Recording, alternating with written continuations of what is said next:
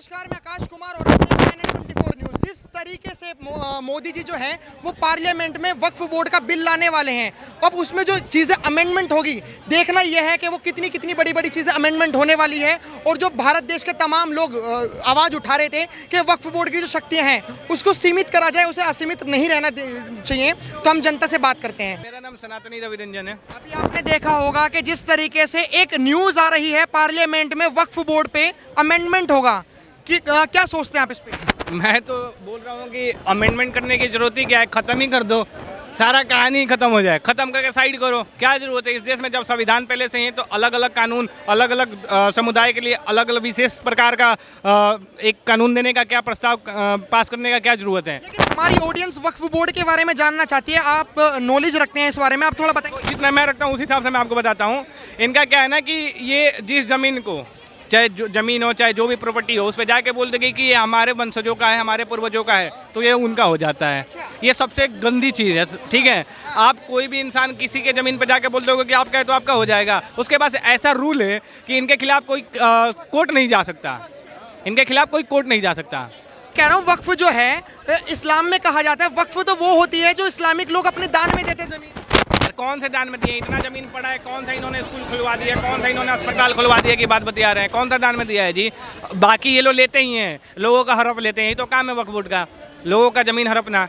अच्छा, हाँ जी, यही काम है इनका। वो कह रहे हैं मेहनत से बनाई है जमीन। अरे कौन से मेहनत से में बनाई है, कौन से मेहनत से? किसी के जमीन पे जाके झूठ मूठ का केस करके और जमीन को हथिया लेना वो मेहनत से बनाना होता है क्या? ना जी, ये मेहनत नहीं है, ये वही है कि ज़बरदस्ती एक कानून मिल गया है, कानून के दबाव में लोग हार जाते हैं अपनी ज़मीन को। उसके बाद एक ऐसा रूल है इनके खिलाफ आप जाके लड़ भी नहीं सकते हो, तो इससे इनको फायदा होता है। और कुछ लोग कह रहे हैं कि लोग जो हैं वो जल रहे हैं हमसे, क्योंकि हम सबसे बड़ी तीसरी वो जो है संपत्ति हम रखते हैं।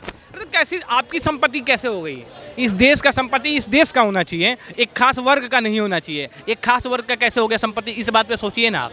मुसलमानों के लिए अलग कानून बना दिया जाता है, ये कौन सी मतलब ये जो बोला जाता है ना कि संविधान, संविधान कहाँ दिख रहा है यहाँ पे? अगर ऐसा चले तो नहीं दिखेगा ना। एक देश एक संविधान बोला जाता है ना, इस देश में तो दो दो संविधान चल रहे हैं। विशेष समुदाय के लिए वक्फ बोर्ड है, मुस्लिम पर्सनल लॉ बोर्ड है, ऐसी ऐसी कई चीज़ें हैं, शरीयत है। अब तो कहाँ से संविधान के बेसिस पे चल रहा है देश? नहीं चल रहा है ना, वही मैं बोल रहा हूँ। अभी आप क्या सोच रहे हैं कि जो वक्फ बोर्ड में जो अमेंडमेंट होगा, किस किस चीज़ों पे अमेंडमेंट होना चाहिए? देखिए सर, अभी इस पे मैं कुछ नहीं बता पाऊंगा, लेकिन एक चीज़ मैं बोलूँगा, मैं चाहता हूँ कि साफ खत्म कर दिया जाए वक्फ बोर्ड को, निरस्त कर दिया जाए वक्फ बोर्ड को। किसकी कोई आवश्यकता नहीं है, इस देश में पहले से एक संविधान चल रहा है, संविधान के अनुसार देश चलेगा। लेकिन संविधान में तो ट्रस्ट नाम की चीज़ लिखी है, अगर इस्लामिक लोग जो अपने ट्रस्ट बनाना चाहते हैं वो वक्फ के नाम पे बना रहे तो इसमें आपत्ति क्या है? अच्छा, ये बात आपने करा, ठीक है। एक बात मैं पूछना चाहता हूँ, चलिए अगर एक ट्रस्ट की नाम संविधान में करी जा रही है, संविधान का जो मूलभूत जो ये था प्रस्तावना था, उसको तो चेंज किया गया है, आपको पता ही है, ठीक है। कांग्रेस के शासनकाल में कई ऐसे चीज़ें संविधान में, कई ऐसे अमेंडमेंट हुए हैं जो हिंदू विरोधी रहे हैं, ठीक है, जो एक खास समुदाय के लिए रहा है। तो मैं इस वक्फ बोर्ड को क्यों मानूं सही? मैं तो नहीं मानूंगा सही इस वक्फ बोर्ड को। हाँ जी, तो मतलब अमेंडमेंट खत्म ही करवा के? हाँ जी, मैं खत्म करवाने के पक्ष में हूँ कि ये वक्फ बोर्ड को खत्म किया जाए। एक संविधान एक देश। देश सड़कों पर आ जाएगा? क्यों सड़क पे आ जाएगा जी? क्यों सड़क पे आ जाएगा? संविधान से देश नहीं चलता है क्या? ये देश जो अभी भारत अपना है, भारत संविधान से चलता है ना। तो जब संविधान ऑलरेडी है तो वक्फ बोर्ड किस बात का? मुस्लिम पर्सनल लॉ बोर्ड। आप मुस्लिमों के पीछे क्यों पड़े रहते हैं? एक स्पेशल कम्युनिटी के लिए अलग सा रूल किस बात का, मैं पूछना चाहता हूँ, किस बात का है भाई? नहीं जरूरत है इसकी, आवश्यकता ही नहीं है इस देश में। इस देश में संविधान है, संविधान के अनुसार देश चलेगा। अरे अच्छी चीज़ है, इस्लाम के लिए वक्फ बोर्ड बना रहे हैं। मैं नहीं मानता, मैं साफ बोल रहा हूँ, मैं नहीं मानता। मैं चाहता हूँ निरस्त हो जाए, वक्फ बोर्ड हटा दिया जाए इस देश से, मुस्लिम पर्सनल लॉ भी बोर्ड भी हटा दिया जाए, शरीयत कानून भी हटा दिया जाए। मैं तो ये बोल रहा हूँ। सबसे पहले तो अल्पसंख्यक हटाया जाए, क्योंकि या तो ये लोग माइनॉरिटी में हो सकते हैं या फिर इस देश में सेक्युलरिज्म हो सकता है, तो दोनों एक साथ तो हो नहीं सकता है। तो सबसे पहले तो इनका जो माइनॉरिटी कमीशन है वो हटाया जाए। आप कह रहे हो कि माइनॉरिटीज़ का नाम से ही चीज़ें हटा दी जाए, लेकिन फिर जो मुस्लिम्स हैं जो डरे हुए होते हैं भारत में, वो कहाँ जाएंगे? डरे हुए मुस्लिम? कांग्रेस गवर्नमेंट कहती है। 1 मिनट, इनकी आबादी मान के चलते हैं 25% है, आतंकवाद में 100% हाथ दिख जाता है, ठीक है। उसके बाद से रेप में देखा जाए तो 90% इनका हाथ दिख जाता है, चोरी में देखा जाए तो 90% इनका हाथ दिख जाता है, जिहाद में देखा जाए तो 100% का कंट्रीब्यूशन है। और ये लोग डरे हुए हैं। कहाँ से डरे हुए दिख रहे हैं भाई? यार गजब बात कर रहे हो, नहीं डरे हुए हैं ये लोग, डरा कर रखे हैं बाकी के लोगों को, ठीक है, ये डरे हुए नहीं हैं। लेकिन मेरे को एक वक्फ बोर्ड की चीज़ बताइए, आप तो आम इंसान हैं, बाकायदा राष्ट्रपति भवन भी वक्फ बोर्ड ने क्लेम करा है। मैं बोला आपसे अभी कुछ पहले क्या बोला था, ये बोल देंगे ना कि हमारे पूर्वज यहाँ पे रहे हैं तो ये जमीन हमारा है, ठीक है, या हो सकता है देख लीजिए बचा के रखिएगा। आपके घर को भी बोल देंगे कि आप उनका। इस देश का दुर्भाग्य ये है कि जब राम मंदिर की बात आती है और हम लोग कहते हैं कि हमारे राम लला यहाँ पैदा हुए थे, तो हमें कागज दिखाने पड़ते हैं, प्रूफ देने पड़ते हैं, और वहीं जब वक्फ बोर्ड की बात आती है वो राष्ट्रपति भवन को अपना कहते तो कोई प्रूफ नहीं है भाई। रेलवे के बाद दूसरे नंबर पे वक्फ बोर्ड के पास में सबसे ज्यादा जमीन है, राष्ट्रपति भवन भी वक्फ बोर्ड का।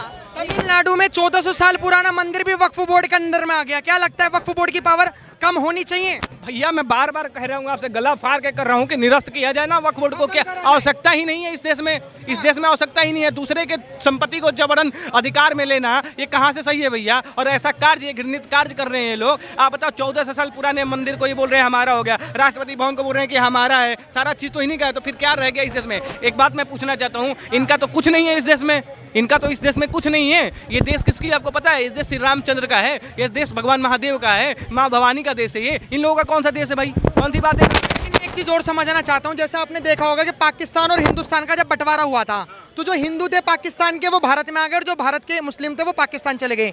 जो पाकिस्तान के जो हिंदू थे जो भारत आए थे उनकी ज़मीन तो सरकार ने, उनकी ज़मीन सरकार ने नहीं, उनकी ज़मीन सरकार ने रख ली, लेकिन जो भारत के मुस्लिम्स पाकिस्तान गए उनकी ज़मीन वक्फ बोर्ड को चली गई, सरकार को नहीं गई। वही मैं बोल रहा हूँ, ये दोगलापना जो कांग्रेस ने किया है, दोगलापना बढ़िया, हम थोड़ा हिंदी में साफ बोलते हैं। दोगलापना जो कांग्रेस ने किया है, जो इन्होंने बदलाव किया था संविधान में, उसी का तो नतीजा है कि वक्फ बोर्ड इतना चढ़ के रह रहा है बाकी लोगों पे। उन्हीं का नतीजा है, उन्हीं का नतीजा हुआ है। ये एक नहीं बोला जाता है कि गले में हड्डी लटका देना, वो काम करा है कांग्रेसियों ने, ठीक है। ऐसा पावर इनको दे दिया जिससे किसी को भी अपना गुलाम बना लें, ठीक है। मैं ये कह रहा हूँ, आप कह रहे हो कि किसी भी प्रॉपर्टी को क्लेम कर देता है, आपको लगता नहीं अगर किसी की प्रॉपर्टी को क्लेम कर दिया जाएगा तो कोर्ट चले जाएंगे लोग? कोर्ट क्यों नहीं जाते? कसम से बोल रहे हैं, अब हम तो जानते हैं अगर हमारे प्रॉपर्टी पे आए, रखे हैं 5-10 बीघा रखे हैं, अगर आ गए ना किसी दिन, कसम से बोल रहे हैं, अगर जो अधिकारी आएगा बांध के मारूंगा, ससुरे को बांध के मारूंगा। ये सामने बोल रहा हूँ क्योंकि मेरे दादा मेरे पापा मेहनत से उस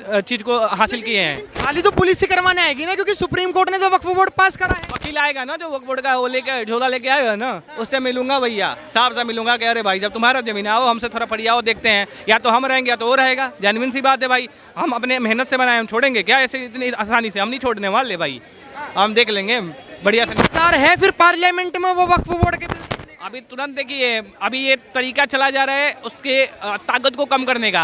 तुरंत अगली बार मोदी जी अगर रह जाते हैं, अगर योगी बाबा आ गए, कसम से बोल रहे निरस्त, खत्म। हलाल सर्टिफिकेट का बस वक्फ बोर्ड निपट जाएगा ना, मैं बोल नहीं रहा हूँ, निपट जाएगा। योगी जी आए निपट जाएगा, इसका नाम ही नहीं रहेगा कि कोई बोलेगा कि हाँ एक वक्फ बोर्ड टाइप का एक कानून था इस देश में, ऐसे बोलेंगे लोग। हाँ जी। तो आपने देखा जिस तरीके से जनता ने बखूबी बताया कि जो वक्फ बोर्ड है वो किस तरीके से जो लोगों की प्रॉपर्टी है उस पर कब्जा करता है और इस पर कानून बनने चाहिए। फिलहाल आप हमारे साथ देखते रहिए NN24 न्यूज़। धन्यवाद, जय हिंद।